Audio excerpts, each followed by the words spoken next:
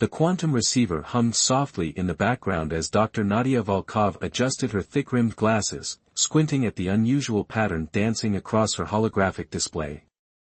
After 15 years at the Deep Space Communications Array in Kazakhstan, she thought she'd seen every possible configuration of background radiation and stellar noise. This was different.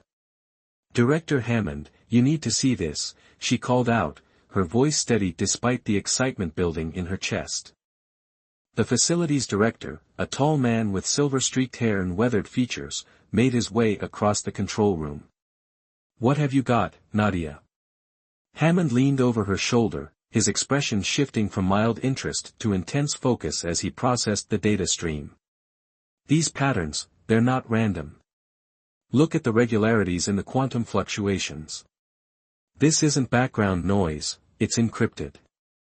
Nadia pulled up comparative analyses, her fingers dancing across the haptic interface. "And it's coming from somewhere beyond the Kuiper belt." Within hours, the facility was buzzing with activity. Teams of cryptographers worked alongside quantum physicists, attempting to decode what was increasingly clear to be an artificial signal. But it wasn't until Nadia noticed something peculiar about the encryption structure that the breakthrough came. "It's based on universal mathematical constants," she explained to the assembled team 3 days later.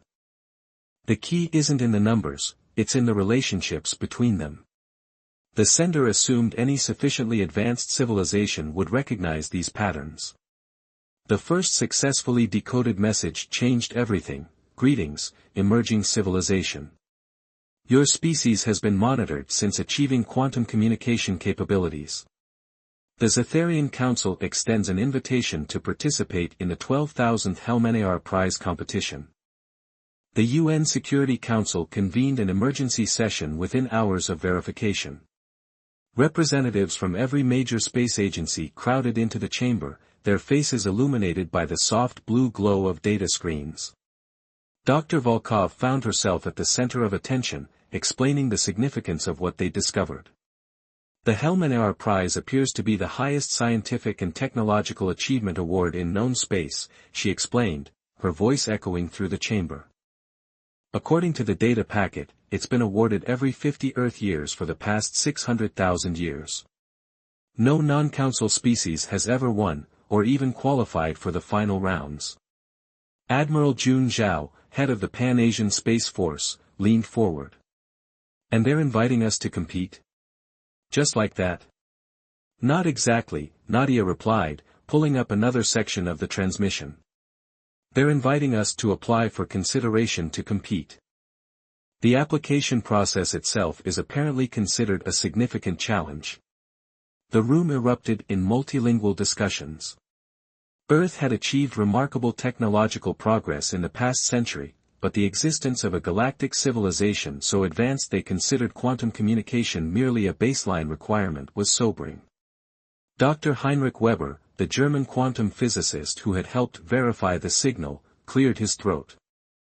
"There's something else in the data packet, statistics about previous applicants. Out of roughly 8,000 non-council species that have applied over the centuries, only 12 have made it past the initial application phase. None have proceeded beyond the secondary trials." "Then why bother?" someone called from the back of the room.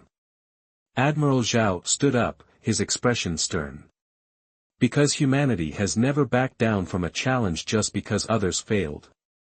This isn't just about winning an award, it's about proving we deserve our place among the stars." The next few weeks were a blur of preparation. A special facility was constructed in Geneva to house the newly formed Human Response Initiative. Teams of scientists, diplomats, and military advisors worked around the clock to prepare Earth's application. Nadia found herself working closely with Dr. Rajesh Patel, a brilliant xenolinguist who had developed new theories about potential alien communication patterns.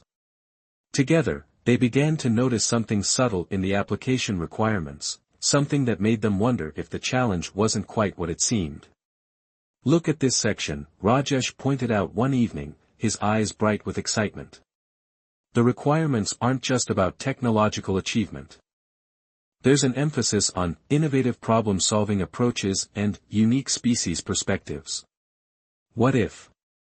What if they're not looking for the most advanced civilization? Nadia finished his thought. What if they're looking for something else entirely? As Earth prepared to submit its application, a sense of anticipation mixed with determination spread across the globe. Humanity had faced countless challenges throughout its history, but this was different. This was their chance to prove they could stand alongside the most advanced civilizations in the galaxy. What no one yet realized was that the Helmanar Prize would reveal far more about humanity, and the nature of the galaxy itself, than anyone could have imagined. And Dr. Nadia Volkov's discovery was just the beginning of a journey that would challenge everything they thought they knew about their place in the universe. The application was transmitted exactly 1 month after the initial contact. As the quantum-encrypted data streamed from Earth's most powerful transmitters, Nadia stood at her original workstation, watching the signal strength indicators. Behind her, Hammond placed a hand on her shoulder. "Whatever happens next," he said quietly, "you've already made history." Nadia nodded, her eyes fixed on the streaming data. "We all have," she replied. "Now we just have to prove we deserve to be here." The response would take 3 days to arrive. 3 days that would feel like an eternity to a species that had just discovered it was no longer alone in the universe. 3 days that would change the course of human history forever. The message arrived precisely 72 hours after Earth's application was sent. Commander Marcus Chen stood in the Geneva facility's central command room, surrounded by holographic displays showing the incoming transmission. His heart raced as the quantum-encrypted data resolved into clear text. "Application accepted," he read aloud, his voice carrying across the suddenly silent room. "Preliminary evaluation team arriving at coordinates." He paused, checking the numbers. "That's just beyond lunar orbit." Dr. Volkov, who had been called to Geneva along with other key personnel, quickly calculated the implications. "They'll be here in less than 6 hours. They must have been waiting nearby." The revelation that alien observers had been in the solar system all along sent shockwaves through the assembled team. But there was no time for extended contemplation. Earth had to prepare for its first official contact with the Zetharian Council. The arrival of the evaluation team defied every human expectation. Instead of a dramatic spacecraft landing, 3 beings simply materialized in the facility's designated arrival chamber. Their forms seemed to shift and stabilize, like light finding focus through a lens. The lead evaluator, who introduced itself as Observer First Rank Kethrix, resembled a crystalline structure that caught and reflected light in impossible ways. Its 2 companions, introduced only as technical observers, appeared as shifting clouds of iridescent particles contained within roughly humanoid shapes. "Your species presents an interesting anomaly," Kethrix stated, its words translating directly into the minds of all present. "You have achieved quantum mechanics without unified field manipulation, and artificial intelligence without consciousness transfer. Most peculiar." Commander Chen stepped forward, maintaining his composure despite the otherworldly nature of their visitors. "We found our own paths to advancement," he replied diplomatically. "Perhaps that's why we were invited to apply." "Invited?" Kethrix's crystalline form flickered with what might have been amusement. "The invitation is automated, triggered by quantum communication detection. But your application, that was unexpected. Most species take centuries to decode the message. You did it in days." The evaluation process began immediately.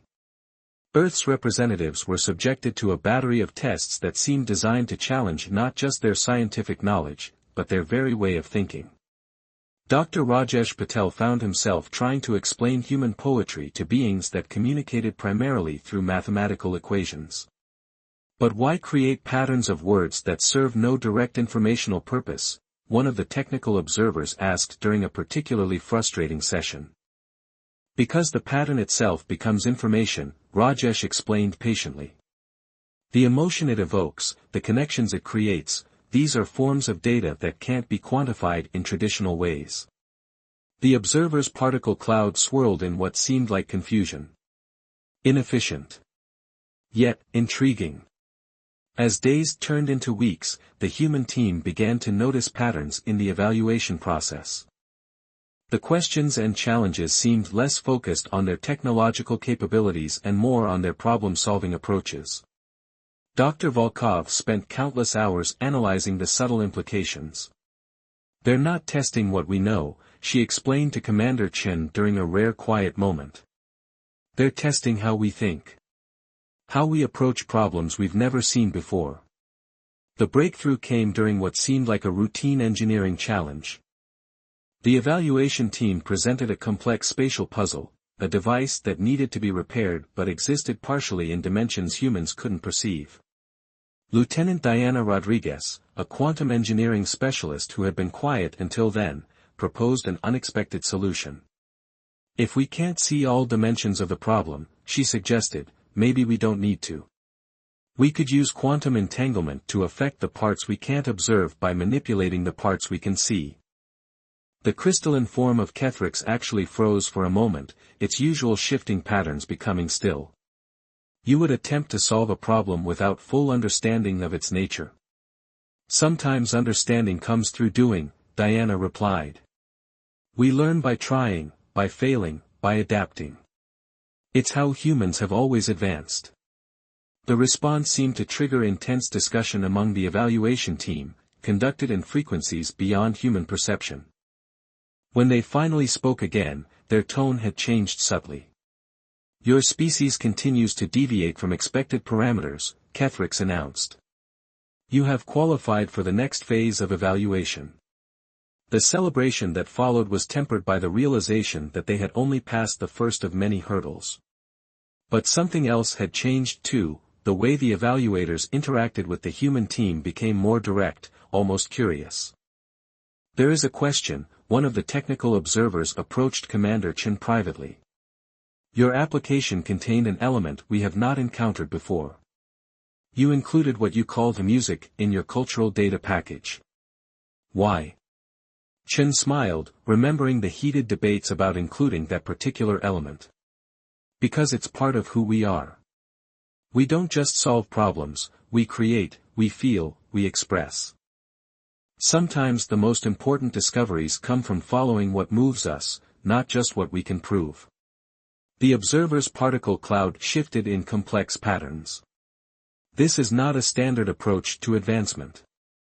"No," Chen agreed. "It's a human approach."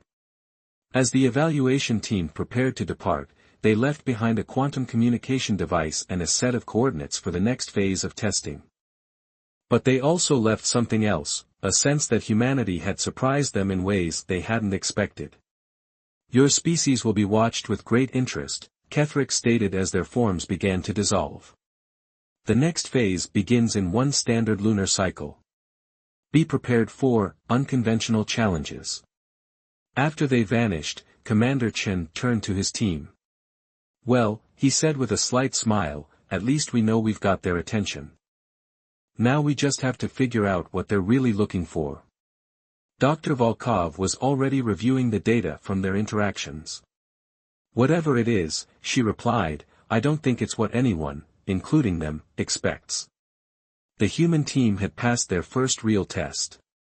But as they would soon discover, the true nature of the Helmenair Prize was far more complex than anyone could have imagined. And the next phase would challenge not just their capabilities, but their understanding of what it meant to be human in a universe far stranger than they had ever dreamed. The Zetharian testing facility orbiting Proxima Centauri b was unlike anything humanity had ever constructed. Its crystalline spires seemed to defy physics, existing simultaneously in multiple quantum states. The human delegation's ship, the newly commissioned Stellar Horizon, looked practically primitive in comparison. Lieutenant Rodriguez stood at a viewing port, watching the facility's ever-changing architecture. "It's beautiful," she murmured, "but something feels off about it." "That's because it's too perfect," Dr. Volkov replied, joining her. "Look at the symmetry, the mathematical precision. There's no evidence of trial and error, no signs of learning from mistakes. Commander Chen approached them, his tablet displaying the latest briefing. Speaking of mistakes, we're about to make what the Council considers a major one. The other competing species have arrived, all of them representing highly advanced civilizations. And none of them brought anything like what we're planning. The human team had made a controversial decision. Instead of presenting their most advanced technology, they had brought examples of their failures, failed experiments, abandoned prototypes, and detailed records of mistakes that had led to breakthroughs. It was a decision that had caused heated debate back on Earth. The reception chamber of the facility housed representatives from 12 different species. Some were energy beings, others existed primarily in quantum states, and a few were biological entities so advanced they were practically indistinguishable from living technology. The human delegation, in their environmental suits, felt distinctly out of place. High Arbiter Zelks, a being composed of pure plasma contained within a quantum field, presided over the gathering. Each species will present their qualification demonstration, it announced. Order has been determined by technological advancement level. Humanity, being the least advanced, will present last. The demonstrations that followed were astonishing. The Vextari showed how they had mastered dimensional folding. The Quantum Collective demonstrated their ability to manipulate the fundamental forces of the universe. Each presentation was more impressive than the last. Finally, it was humanity's turn. Commander Chen stepped forward, but instead of displaying advanced technology, he activated a holographic presentation showing the history of human flight. We begin with failure, he announced to the startled audience. Here is our species' first attempts to fly. The presentation showed early human attempts at flight, people strapping wings to their arms, launching themselves from towers, crashing again and again. Primitive, one of the energy beings commented dismissively. Yes, Chen agreed. But watch what happens next. The presentation continued, showing how each failure led to new understanding. Wright brothers' first flight. Early airplanes. Jets. Space shuttles.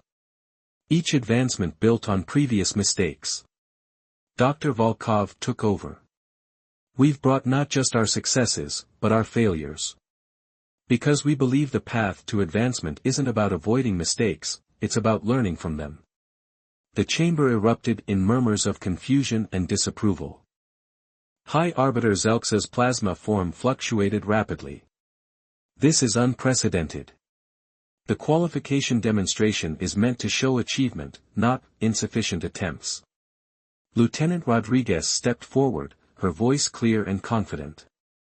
With respect, High Arbiter, we believe our greatest achievement is our method of advancement itself. We call it the scientific method, hypothesis, experimentation, failure, refinement, and eventually, success.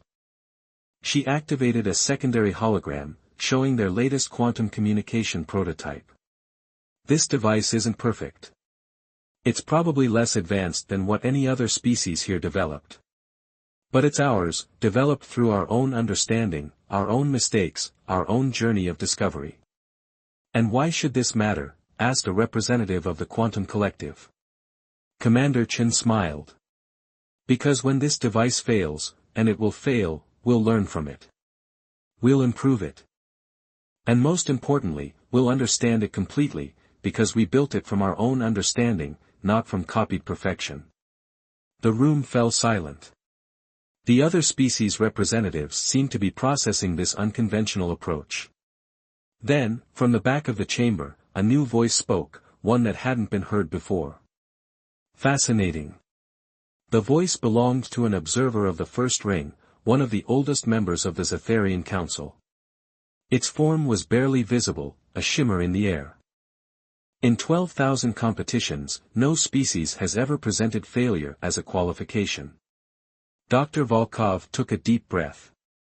Perhaps that's why no non-council species has ever won. We're not showing you our destination, we're showing you our journey. The observer's form became slightly more distinct. And what makes you believe this journey has value?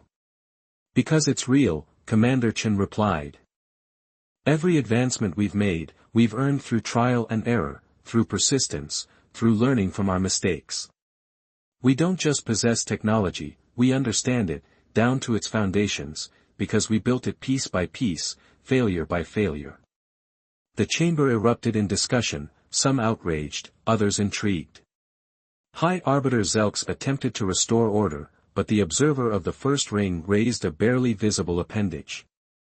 The humans will advance to the final phase, it announced. But they haven't demonstrated sufficient technological advancement, protested several representatives simultaneously. No, the observer agreed. They've demonstrated something far more interesting. It turned its attention to the human delegation. You will receive coordinates for the final trial. Be warned, it will not be what you expect. As the human team returned to their ship, they could feel the weight of what had just happened. They had broken every convention of the competition, challenged its fundamental assumptions, and somehow succeeded. Do you think we made the right choice? Lieutenant Rodriguez asked as they prepared for departure. Commander Chen watched the crystalline facility through the viewscreen. I think we made the human choice. And I'm starting to suspect that's exactly what they've been looking for all along. What none of them realized yet was that their unconventional approach had set in motion events that would reshape the understanding of advancement itself throughout the galaxy. The final trial awaited, and with it, revelations that would challenge everything they thought they knew about the Helmenaar Prize and its true purpose. The coordinates for the final trial led the stellar horizon to an ancient stellar nursery, where dying stars fed the birth of new ones.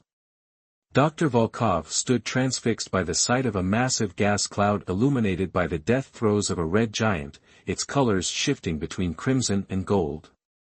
Beautiful, isn't it? The voice came from behind her, and she turned to find Commander Chen studying the same view. But I can't help wondering why they sent us here, of all places. Their question was answered moments later when a massive structure emerged from the stellar debris, a station that dwarfed anything they'd seen before, its architecture so advanced it seemed to merge with the fabric of space itself. The Archive of Failed Ascensions, announced their quantum communicator, translating the incoming transmission. You will dock and proceed to the central chamber. As the human team made their way through the station's corridors, they noticed something odd. Unlike the pristine perfection of the testing facility, this place showed signs of age, of wear, of history. The central chamber was vast, its walls lined with what appeared to be stasis fields containing various artifacts. At the chamber's center stood the observer of the first ring, its form more substantial here than it had been during the qualification round. Welcome, it said, to the true heart of the Helmenaar Prize. Lieutenant Rodriguez was the first to notice what the stasis fields contained. These are failed technologies. Abandoned experiments. Correct. The observer's form shifted slightly. This archive contains the greatest failures of every spacefaring civilization we have encountered. Including our own. Dr. Volkov stepped closer to one of the displays, her scientific curiosity overwhelming her caution. But why preserve failures? Because, Commander Chen said slowly, realization dawning in his eyes, that's what this whole competition is really about, isn't it? It's not about finding the most advanced civilization. It's about finding one that understands the value of failure. The observer's form brightened. For 600,000 years, we have watched civilizations rise. They discover our technology, replicate it perfectly, advance rapidly, and then stagnate. They reach a plateau of technological achievement without understanding the fundamental principles of discovery itself. Dr. Patel, who had been quietly studying the artifacts, spoke up. They never learn to fail properly. Precisely. The observer moved through the chamber, its form illuminating different displays. The Vextari mastered dimensional folding by copying our technology, but when their power core began to deteriorate, they couldn't develop a replacement. The quantum collective can manipulate fundamental forces but cannot innovate beyond what they've already achieved. Because they never developed their own scientific method, Dr. Volkov concluded. They never learned from failure. But why create this elaborate competition? Commander Chen asked. Why not simply share this knowledge? The observers' form dimmed slightly. Because the council itself is divided. Some believe that sharing advanced technology is the path to galactic unity. Others, like myself, have watched this policy lead to stagnation for millennia. This competition was our compromise, a way to search for a species that could remind us of what we've forgotten. Lieutenant Rodriguez had moved to a particular display that seemed to draw her attention. These artifacts, they're Zetharian, aren't they? From before you achieved your current level of advancement? Yes. We were once like you, experimenting, failing, learning. But success made us forget. We became so focused on perfection that we lost the ability to innovate. The Council hasn't produced a truly new technology in over 10,000 years. The revelation hit the human team like a physical force. The most advanced civilization they knew of had become trapped by its own perfection. That's why you were so interested in our presentation of failures, Commander Chen said. We showed you something you'd lost. Indeed. But now you face a choice. The observer's form expanded, filling the chamber with subtle light. You could accept membership in the Council now. We would share all our technology with Earth. Your civilization would advance centuries in mere years. Dr. Volkov stepped forward. But we'd risk the same stagnation, wouldn't we? We'd lose our drive to experiment, to fail, to learn. There is another option, the observer continued. You could refuse Council membership and instead help us remember how to fail. How to learn. How to advance through trial and error once again. The human team exchanged glances. The offer of advanced technology was tempting, the solution to so many of Earth's problems. But the cost. Before we decide, Commander Chen said carefully, I have a question. The name of this place, the Archive of Failed Ascensions. What does it mean to ascend? The observer's form shifted in what might have been approval. Ascension is what we once sought, the next step in evolution, the transformation of consciousness itself. But we cannot achieve it through perfect replication of known technology. It requires innovation, creativity, and the willingness to fail countless times before succeeding. Lieutenant Rodriguez looked around the chamber with new understanding. So that's the real prize, isn't it? Not just winning a competition, but helping to break a cycle of stagnation that's lasted for millennia. And potentially finding the path to true advancement, for all species, Dr. Patel added. The choice before them was momentous. Accept immediate advancement but risk stagnation, or take the harder path, helping an ancient civilization remember how to learn from failure while continuing their own journey of discovery. Commander Chen looked at his team, seeing the same resolution in their eyes that he felt in his heart. They had come too far, learned too much, to take the easy path now. What they didn't know was that their decision would set in motion events that would reshape the galaxy's understanding of progress itself. The final trial wasn't about proving their worth to the Council, it was about helping the Council rediscover its own worth. The news of humanity's decision rippled through the Council like a quantum shockwave. Within days, the stellar horizon found itself at the center of a gathering unprecedented in galactic history. Representatives from every Council species converged on the Archive of Failed Ascensions, their varied forms filling the ancient chamber with light and energy. They refuse advancement. High Arbiter Zelxa's plasma form pulsed with agitation. This is not a possible outcome. No species has ever rejected Council technology. Commander Chen stood before the assembled beings, his voice steady despite the gravity of the moment. We're not rejecting advancement. We're choosing to define it differently. Dr. Volkov stepped forward, activating a holographic display. We've analyzed the artifacts in this archive.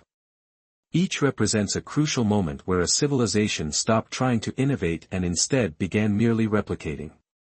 We propose a different path. The display showed a new model of technological progression, not a linear advancement, but a spiral, where each failure led to new branches of possibility. Lieutenant Rodriguez had spent the night programming it, incorporating data from Earth's scientific history. "Look at your own history," she said, highlighting specific artifacts in the archive. "These aren't just failures, they're abandoned possibilities. Each one represents a path not taken, a question not fully explored." The observer of the first ring moved to the center of the chamber, its form more visible than ever before. "The humans speak truth we have long forgotten. Our pursuit of perfection has become our prison." Dr. Patel, who had been studying ancient council records, spoke up. "Your earliest writings speak of ascension not as a technological achievement, but as a transformation of consciousness itself. You believed it would come through understanding, not just advancement." The chamber erupted in discussion, some council members arguing furiously while others fell into contemplative silence. Commander Chen raised his hand, waiting for quiet. "We propose an exchange," he announced. "Not a transfer of technology, but a sharing of methods. We'll teach you how we learn from failure, how we encourage innovation and creative thinking. In return, you share with us not your technology, but your understanding of why it works." "This is not how it has been done," one of the energy beings protested. "Exactly," Lieutenant Rodriguez replied with a smile. "And isn't that precisely why you created the Helmenair Prize in the first place? To find someone who would challenge how things have been done." The observer's form brightened suddenly. "Yes. Yes, that was the original purpose, so long ago many of us had forgotten." It turned to address the council. "We sought not a species worthy of our advancement, but one worthy of reminding us how to advance." Dr. Volkov had been working at a console, analyzing data from the archive. "Look at this," she said, projecting her findings. "The rate of true innovation across council space has been decreasing exponentially. You're not just stagnating, you're regressing." The evidence was undeniable. The council's pursuit of perfection had led them away from the very principles that had once made them great. The human proposal offered a way back. "We accept," the observer announced, overriding the protests of several council members. "The humans have won the Helmenair Prize, but not in the way any of us expected. They will not receive our technology, they will help us remember how to develop our own." Commander Chen nodded. "We'll establish learning centers, not for teaching technology, but for teaching methodology. The scientific method, creative problem solving, the art of productive failure." "And in return?" High Arbiter Zelks asked, its form still flickering with uncertainty. "In return, we learn from you as equals. We share the journey of discovery, each bringing our own strengths to the process." Chen smiled. "After all, isn't that what ascension is really about? Not one species achieving perfection, but all species learning to grow together." The next few hours were spent in intense discussion, planning the framework for this new kind of exchange.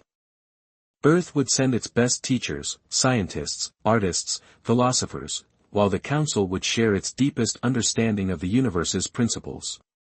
As the meeting drew to a close, Dr. Volkov found herself standing before the archive's oldest artifact, a simple device that had failed to achieve quantum entanglement. "You know," she said to the observer, "on Earth, we have a saying, the journey is more important than the destination." "Perhaps," the observer replied, its form shimmering thoughtfully, "that is what ascension truly is, not a destination at all, but an endless journey of discovery." Lieutenant Rodriguez joined them, looking at the ancient device. "Should we remove these artifacts now? Store them away?" "No," Commander Chen said, approaching the group. "We'll keep them on display, but not as reminders of failure. They're monuments to the courage to try, to risk, to learn. Each one represents a step on the path to understanding." The human team gathered one last time in the archive's central chamber before departing. They had come seeking to prove humanity's worth and found instead that worth lay not in achievement, but in the willingness to keep learning, keep trying, keep failing forward. Ready to begin the real work? Chen asked his team. Dr. Volkov looked around at the chamber, now humming with new energy and possibility. You know what the best part is? We have no idea exactly how this will turn out. Perfect, Lieutenant Rodriguez grinned. That means we're doing it right. As the stellar horizon prepared for its return journey to Earth, carrying news that would forever change human history, the archive's ancient halls echoed with something they hadn't heard in millennia, the sound of beings learning how to learn again. The Helmenar Prize had never been about winning. It had been about teaching the most advanced civilization in the galaxy how to fail, how to learn, and how to grow. And in doing so, humanity had achieved something far greater than technological advancement. They had helped spark a renaissance that would transform the galaxy itself. The journey to ascension had begun anew, not through perfect technology, but through the imperfect, wonderful, human process of discovery.